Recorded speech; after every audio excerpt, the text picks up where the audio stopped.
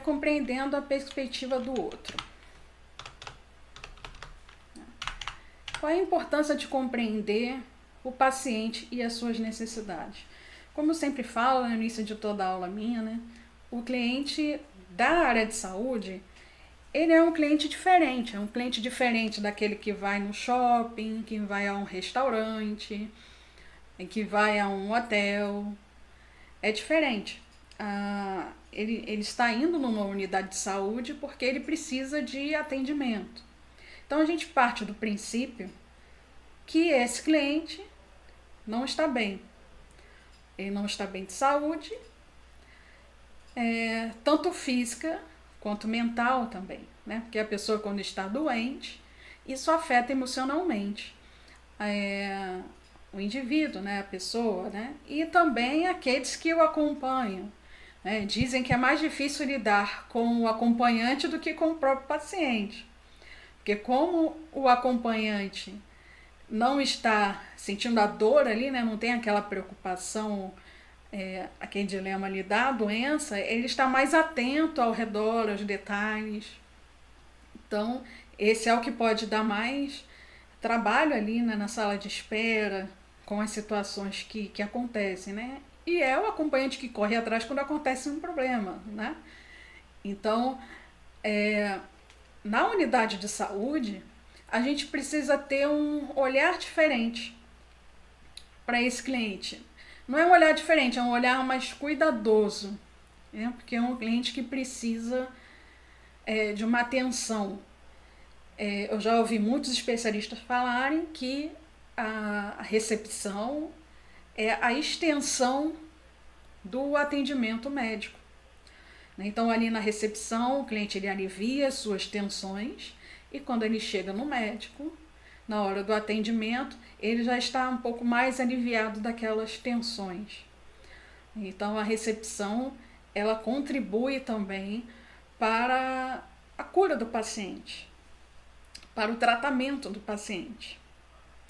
Então, aqui vamos ao primeiro ponto aqui. Ao lidar com pacientes, é fundamental compreender sua perspectiva e necessidades.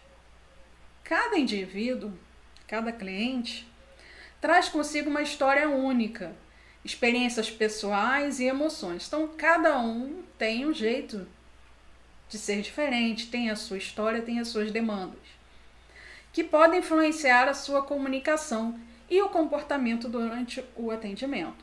Compreender o paciente vai além de ouvir o que ele tem a dizer, né? Envolve captar também nas entrelinhas, identificar as suas preocupações e entender as suas expectativas. Então é aquele olhar que a gente chama de um olhar empático, né? A gente fala também da escutativa, que não é só o ouvir puramente, né? É aquela escuta cuidadosa, tentando entender o que há por trás das palavras do cliente. Continuando aqui, ao compreender a perspectiva do paciente, nós somos capazes de oferecer um atendimento mais personalizado e empático. Quando falo em atendimento personalizado, eu sempre gosto de jogar assim para os alunos, que os alunos falam muito, as pessoas em geral falam muito isso, né? Eu trato o outro como eu gostaria de ser tratado. Outros dizem assim, eu trato todo mundo igual. E aí eu fico pensando, se as pessoas são diferentes, se cada um é cada um, se cada um tem a sua maneira de ser, como é que eu vou tratar o outro como eu gostaria de ser tratado? Talvez a forma que eu gosto de ser tratado é diferente da forma que o outro gosta. Né? Então, a gente precisa quebrar um pouco essas crenças, né? E analisar, né?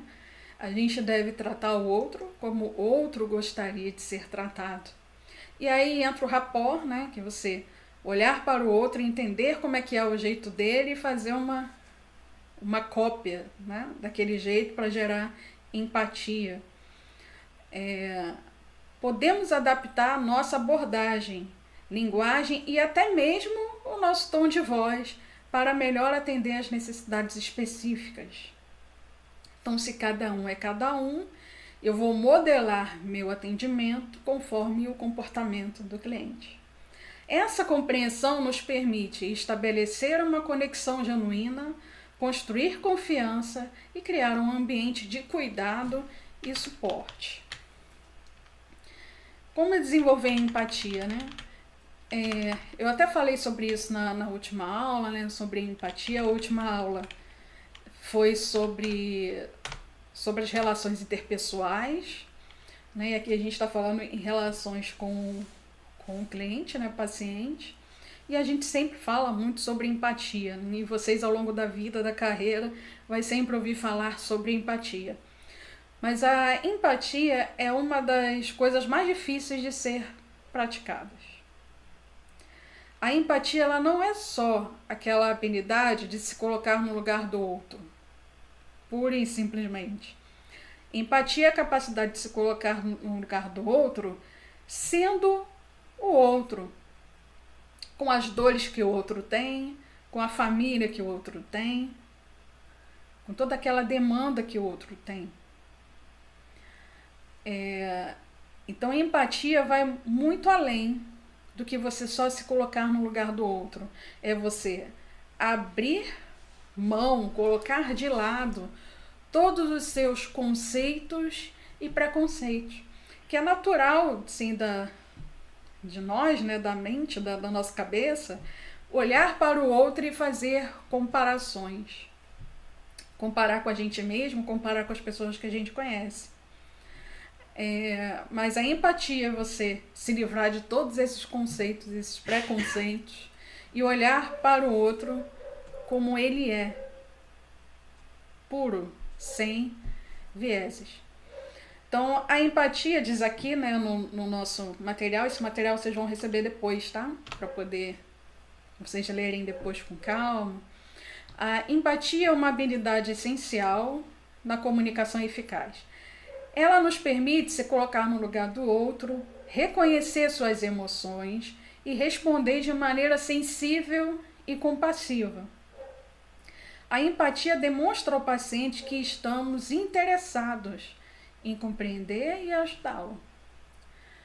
Então, esse olhar empático, essa escuta empática, é uma prática que a gente vai desenvolvendo ao longo da vida, né? Por isso, os que são líderes, eu acredito que tem líderes aqui, devem sempre trabalhar essa questão da empatia nas reuniões, né, nos encontros. Esse é um tema que sempre tem que estar sendo tratado. E eu trouxe aqui um texto para a gente analisar. Esse texto ele faz parte do nosso curso online, né, de recepção para a área da saúde. E eu quero que vocês prestem atenção e depois vocês comentem aí no chat, tá? Então aqui, analise. A preocupação empática emerge na infância. Quando um bebê ouve o outro chorar, ele também começa a chorar. A gente tem até algumas situações assim, né, de um atendente que quando o cliente está chorando, ele chora também, né? Cada vez mais, a indiferença em relação ao sofrimento se torna frequente. O que mais incomoda o cliente, né, é a indiferença. E isso se torna comum na área da saúde, porque quando você está ali no dia a dia, dia após dia, você fazendo aquilo por muito tempo, naturalmente aquilo já não faz tanta diferença para você. Você se acostuma com a dor do outro. E esse se acostumar com a dor do outro soa como uma indiferença. E muitos clientes, a queixa do cliente né? Ele não me viu, não tá nem aí pra mim, eu tô aqui cheia de dor, ele nem se preocupou comigo, nem olhou pra mim. Então, esse tipo de queixa é bastante frequência. Então, vamos lá, continuando aqui. Vamos ver esse depoimento. Uma mulher entrou cambaleando na sala de espera de sua médica, vertendo sangue por todos os orifícios visíveis. Instantaneamente, a médica e a sua equipe entraram em ação para tratar da emergência. Levaram a mulher às pressas para dentro de uma sala de tratamento a fim de estancar o sangramento. Chamaram uma ambulância e cancelaram todas as consultas até o fim do dia. As pacientes que estavam esperando para ver a médica compreenderam, é claro, o problema daquela mulher era mais importante do que o delas. Quer dizer, todas menos uma, que ficou indignada por ter sua consulta cancelada. Furiosa, ela gritou com a recepcionista: "Eu tirei o dia de folga no trabalho. Como ousa cancelar minha consulta?" Você vê aí a indiferença de um cliente, né, diante de uma emergência.